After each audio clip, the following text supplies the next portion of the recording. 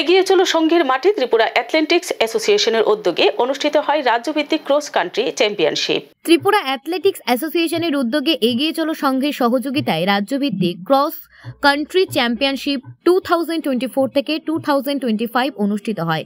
আগরতলা মেলার মাঠ এগিয়ে চলো সংঘের সামনে থেকে মোট 4টি বিভাগে এই ক্রস কান্ট্রি প্রতিযোগিতার অনুষ্ঠিত হয়। পুরস্কার বিতরণী অনুষ্ঠানে উপস্থিত ছিলেন পৌর নিগমের মেয়র দীপক মজুমদার।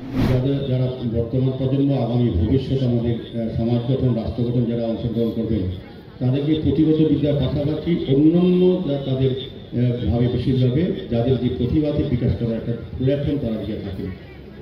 আমি বলবো যে আজকের দিনে এগিয়ে চলো সংঘকে আমি ধন্যবাদ জানাই। তারা সামাজিক দায়িত্ব সামাজিক কর্তব্য হিসেবে সমাজের প্রতি তাদের যে কাজ তারা সারা বছর ব্যাপী শুধু ক্রীড়া না সাংস্কৃতিক দিক থেকেও বলবো, সামাজিক কাজও রক্তদান, তারপর স্বাস্থ্য শিবির করা, বিশেষ করে দুস্থ স্টুডেন্টদেরকে তাদের সহযোগিতা করে তাদেরকে পড়াশোনা চালিয়ে দেওয়া বা অর্থের অভাবে যাদের রোগীদের পরিবারদের সহযোগিতা করা তথ্যের মাধ্যমে ওষুধের মাধ্যমে।